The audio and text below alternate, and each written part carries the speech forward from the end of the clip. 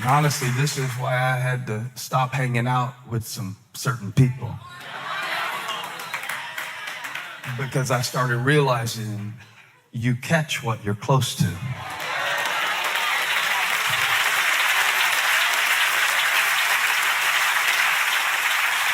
Now, if you need to take out your phone at this point in my sermon and do some surgery with that swipe left delete move, some of y'all don't need to lift your hands to have more faith. You need to swipe your thumb.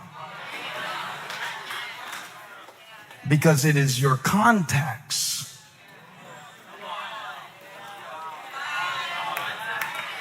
I caught something. I catch something every time I'm around them.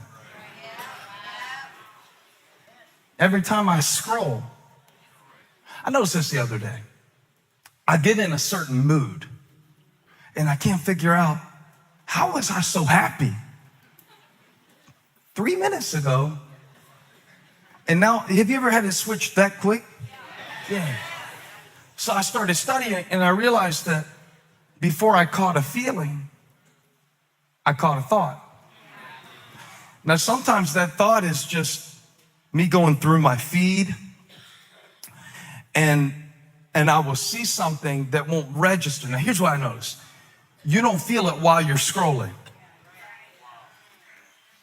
When I ate a whole bag of Oreos one Thanksgiving after I'd already eaten 3 meals, I didn't feel sick while I was eating them. My taste buds didn't tell me to stop. So I'm scrolling and I don't feel sick until after I've stopped.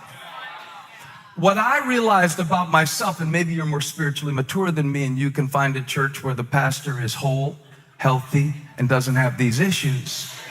But for all of us who understand that sometimes you are mad about something that you saw 10 minutes ago on your phone because you were in everybody else's life but your own, trying to figure out, am I better than them?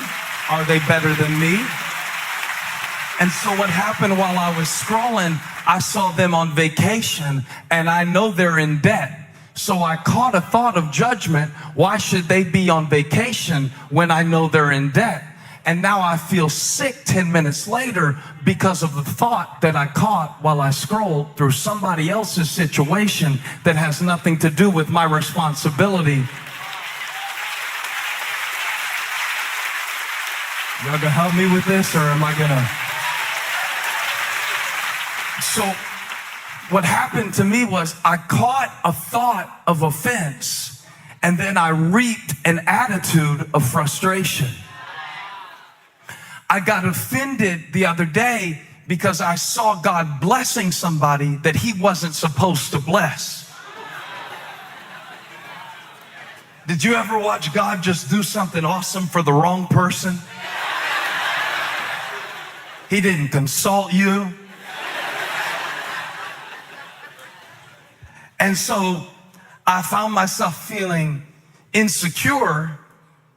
The reason that I felt insecure in myself is because I caught a thought of offense about somebody else. Now here's what happens. You become a victim of your own judgment. When you judge others that way, you judge you that way. So when you catch a thought of judging others, don't be surprised when the judgment comes upon you. The less y'all say amen, the more I know I'm preaching. So I caught a thought.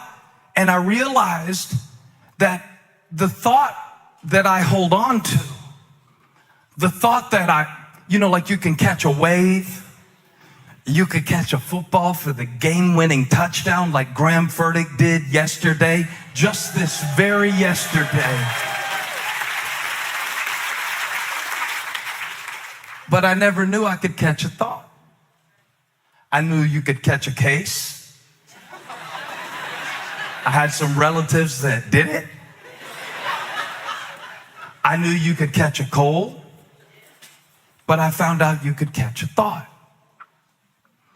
And then I trace sometimes the weakness of my faith. And I ask myself the question, where did that thought come from? And it's important where it came from, because where it comes from determines where it leads to.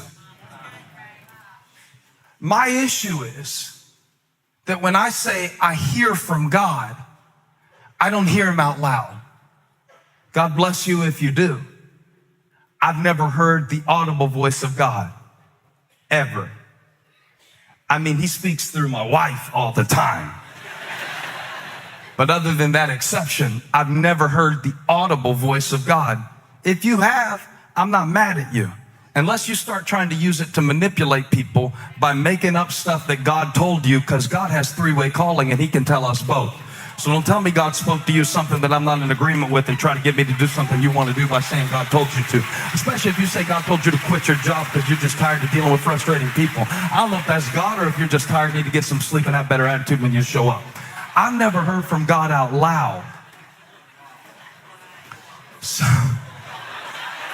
one guy asked me one time, he was like, when you say God spoke to you, how do you know? Great question. Because I don't hear God at an auditory level. So when I say God spoke, that can be misleading.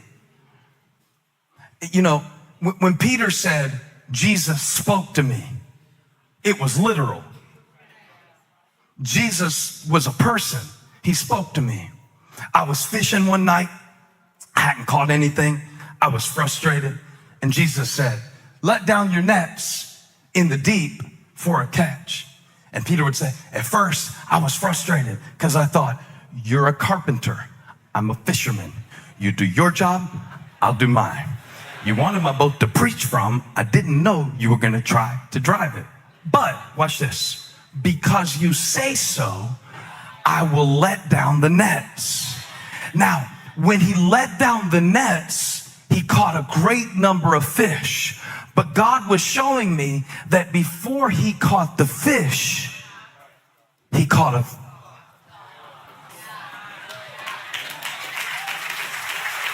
You like this, church? Before there was a seat, there was a thought. Now see, the issue with this is I don't hear God out loud like that. And so I connect with God not at an auditory or sensory level. I connect with God at the level of thought, which would be fine if God spoke to me at the level of thought and he was the only one who spoke that way. But I got this other joker. They call him the devil, but when I say the devil tempts me or the devil discourages me, I'm not talking about a guy in a Halloween costume that he got on clearance at Target, walking up with a pitchfork and a cape and some horns. I never saw the devil like that. I just put him off my shoulder. He's not on my shoulder. When he comes to me through a thought. So now I got God speaking to me through my thoughts. I've got the enemy trying to speak against what God spoke to me through my thoughts. I got two voices on the same device, and I'm caught between a thought. One is telling me your greatest years are ahead of you. One is telling me you've already done all the good things you're going to do. You better ride it out because it won't be much longer. One is telling me go ahead and speak it and say it and do it and step into it and believe for it. And the other one is telling me, well, you better not go too far out there. You know, if you go too far out there, you'll be embarrassed. And after all, if you climb high, they can pull you down. And I'm caught.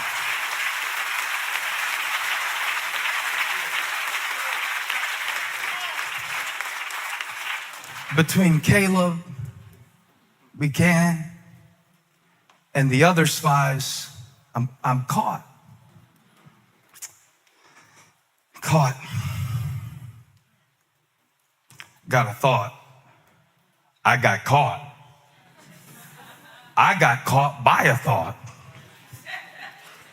I don't know how it happened, but y'all, I got this thought that goes through my mind all the time that says it doesn't matter. Just all the time. I could be doing anything, and it'll be like, it's almost, the way the thought, you know that eye roll emoji that yeah. That'll be the face of it. But the thought behind it is like, who cares? Doesn't matter.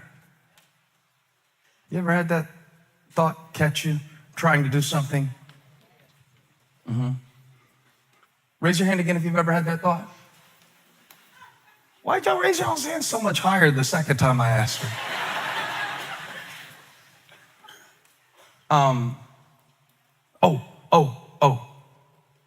You're not enough. I don't know if you say it exactly like that, but it's crazy how many people I talk to. And I used to think it was people who didn't have a lot of confidence. But then I realized professional athletes have this thought that I'm not enough. They are the ones who our society worships. And still there's a thought. It's a thought that's going around. The reason it's going around so much more now than it used to go around is because now we don't judge ourselves or measure ourselves according to the calling God has given us. We compare ourselves to a fictionalized account of somebody else's life. That's where you always get in trouble. Now get this point. You always get in trouble when you start comparing your calling to somebody else's. Because when you compare callings, you catch insecurity. When you compare callings, you catch insufficiency. When I think I'm not enough, I'm not enough. Even the disciples, it's not enough food to go around, Jesus. You need to send them away. How many times have I sent away something that God put in my life because I caught a thought that I'm not enough? They wandered around and around and around in the wilderness for 40 years, not because of their enemy, but because of their thought. And then even sometimes when things are going good, I got this thought, and I don't know where it comes from. I don't think it's God. I don't think it is. It's hard to tell sometimes. Because it's not like he talks like this. I don't even know what that was. I'm glad he doesn't talk like that. That was super weird. He doesn't sound like Morgan Freeman. It's just a thought. Come on, if God sounded like Morgan Freeman, you could do it. If he narrated your life like that, you could do it. You could make it. You would go to sleep and wake up and just be ready for the day. But it comes like a thought. Even when it's going good, it won't last. They'll leave you too. You can't count on them. Then you sabotage the gift because you're not secure in it. Because even while it's happening, you don't believe it's real.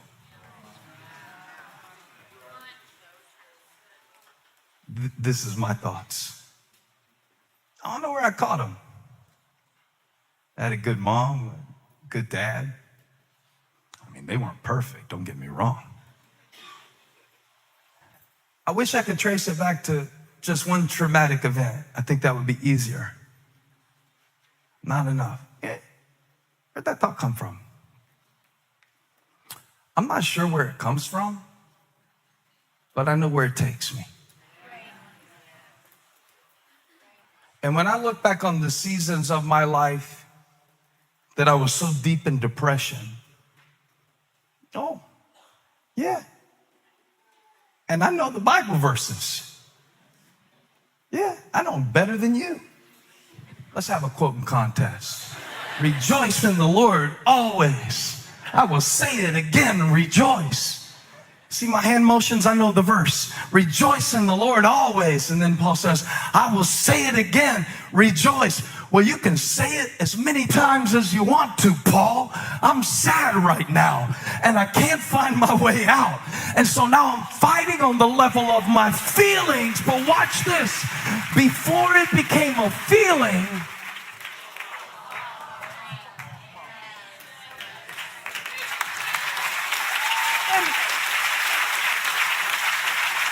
look, even Paul, it wasn't just like Moses was a bad leader. Even Paul had to fight against opposing voices and thought systems that undermine the essence of the grace of God in the gospel. Even in the churches that he started, even in the church at Corinth, he would write to that church, and what would happen to them was they would be led astray, or the word he likes to use in 2 Corinthians is deceived. He says, I fear that you're being deceived by the power of suggestion. He uses the example, he says, like Eve was deceived by the serpent. You remember that story? When God said, you can eat any of this. And then she caught a thought from a snake. She allowed something that was beneath her to speak to her. And she caught a thought. See, I never had a snake slither up to me and talk to me. I wish I did. I wish it was a snake that I could chop the head off of it. It's a thought, and I have to live with this, and I have to deal with it. And the serpent said to Eve, did God really say? You see it? He introduces a doubt into the possibility and potential of faith, causing her to focus on what is not available rather than what is. And Paul says, I'm afraid that you will be deceived, because there's these spies in the church at Corinth, and they're leading the Christians astray. They're doing it by the power of thought. They are introducing the thought into the church that you need something other than Christ to justify you. He says, I fear that you have been led astray from your pure devotion to Christ. And pure is the right word. That's the important word. Pure. It's that uncontaminated place that you access occasionally, where you know that God's got you and everything is going to be all right. You ever just felt that and you had no reason to, and you didn't even have the facts to back it up? You ever just felt that, like, wow, I feel like I'm going to make it and God's going to do it. And I just feel it. And I can't even prove it on a flow chart or anything like that. But I just,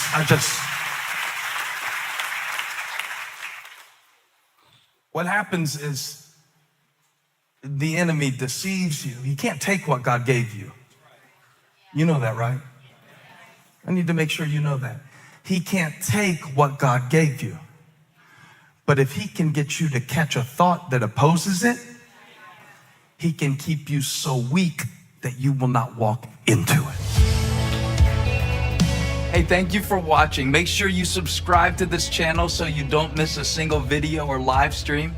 And share this video with a friend. And don't forget, you can join me live every Sunday. Thanks again for watching.